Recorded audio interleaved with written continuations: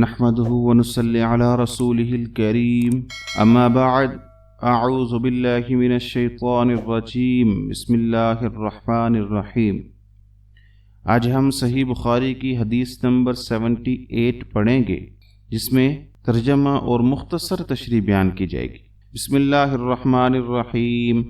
حدثنا ابو القاسم خالد بن خلی قاضی حمص قال حدثنا محمد بن حرب قال الأوزاعي أخبرنا الزهري عن عبيد الله بن عبد الله بن عتبة بن مسعود عن ابن عباس أنه تماري هو والحر بن قيس بن حصن الفزاري في صاحب موسى۔ امام بخاری فرماتے ہیں کہ ہم سے ابو القاسم خالد بن خلی قاضی حمص نے بیان کیا، ان سے محمد بن حرب نے اوزاعی کہتے ہیں کہ ہمیں زہری نے عبید اللہ بن عبداللہ بن عتبہ بن مسعود سے خبر دی۔ وہ عبداللہ بن عباس رضی اللہ عنہما سے روایت کرتے ہیں کہ وہ اور حر بن قیس بن حصن فزاری موسیٰ علیہ السلام کے ساتھی کے بارے میں جھگڑے۔ فمر بہما ابی بن کعب فدعاه ابن عباس فقال إني تماريت أنا وصاحبي هذا في صاحب موسى الذي سأل السبيل إلى لقيه هل سمعت رسول الله صلی اللہ علیہ وسلم يذكر شأنه۔ اس دوران میں ان کے پاس سے ابی بن کعب گزرے تو ابن عباس رضی اللہ عنہما نے انہیں بلا لیا اور کہا کہ میں اور میرے یہ ساتھی موسیٰ علیہ السلام کے ساتھی کے بارے میں بحث کر رہے ہیں، جس سے ملنے کی موسیٰ علیہ السلام نے اللہ سے دعا کی تھی کہ آپ نے رسول اللہ صلی اللہ علیہ وسلم کو کچھ ان کا ذکر فرماتے ہوئے سنا ہے۔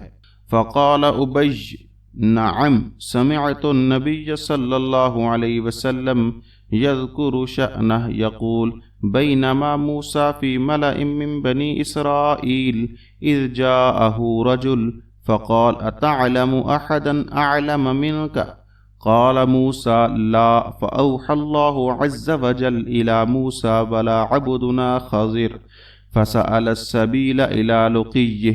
ابی نے کہا کہ ہاں، میں نے رسول اللہ صلی اللہ علیہ وسلم کو ان کا حال بیان فرماتے ہوئے سنا ہے۔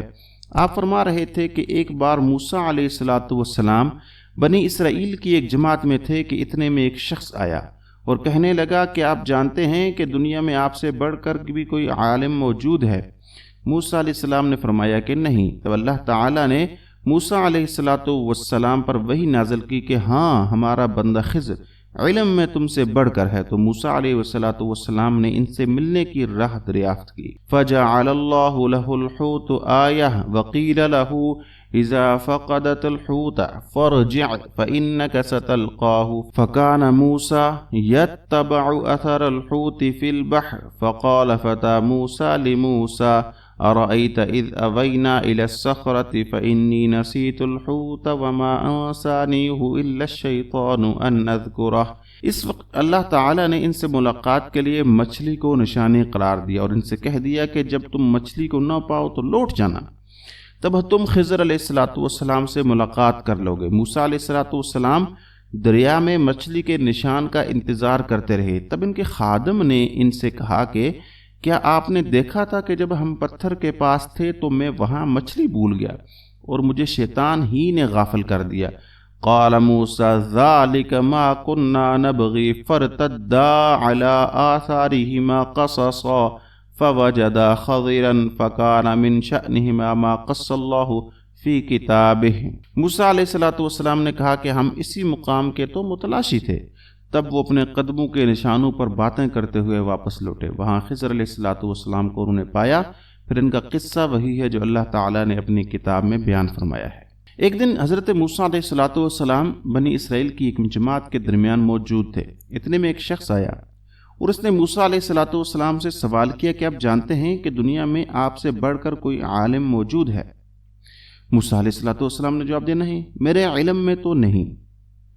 لیکن اللہ تعالیٰ نے حضرت موسیٰ علیہ السلام پر وحی نازل فرمائی، ہاں، ہمارا ایک بندہ خضر ہے جو علم میں تم سے بڑھ کر ہے۔ اللہ تعالیٰ نے موسیٰ علیہ السلام کو خضر علیہ السلام سے ملنے کا حکم دیا اور مچھلی کو نشانی قرار دیا۔ اللہ نے فرمایا جب تم مچھلی کو کھو دو تو وہیں خضر علیہ السلام سے ملاقات ہوگی۔ موسیٰ علیہ الصلاۃ والسلام اور ان کے خادم دریا کے کنارے سفر کرتے رہے۔ ایک جگہ پتھر کے پاس آرام کرتے ہوئے خادم مچھلی کو بھول گیا۔ جب وہ آگے بڑھنے لگی تو خادم نے کہا کہ آپ نے دیکھا جب ہم پتھر کے پاس تھے تو میں مچھلی کو بھول گیا، شیطان نے مجھے غافل کر دیا۔ موسیٰ علیہ السلام نے فوراً کہا ہم اسی مقام کے تو متلاشی تھے، اور وہ اپنے قدموں کے نشانوں پر واپس لوٹے، اور وہاں انہیں خضر علیہ السلام ملے۔ یہ وہی مقام تھا جہاں مچھلی غائب ہو گئی تھی۔ خضر علیہ السلام اللہ کے ایک خاص بندے تھے جنہیں علم لدنی عطا ہوا تھا۔ اس کے بعد خضر علیہ السلام نے موسیٰ علیہ السلام کو اپنے ساتھ چلنے کی شرط رکھی۔ انہوں نے کہا تم صبر نہیں کر سکو گے کیونکہ تمہیں میرے کاموں کی حقیقت کا علم نہیں، لیکن موسیٰ علیہ السلام نے صبر کرنے کا وعدہ کیا۔ یہ واقعہ ہمیں یہ سبق دیتا ہے کہ اللہ تعالیٰ کی حکمت ہمیشہ ہماری سوچ سے بالاتر ہوتی ہے۔ ہمیں صبر اور توکل کے ساتھ اللہ کے فیصلوں پر بھروسہ کرنا چاہیے۔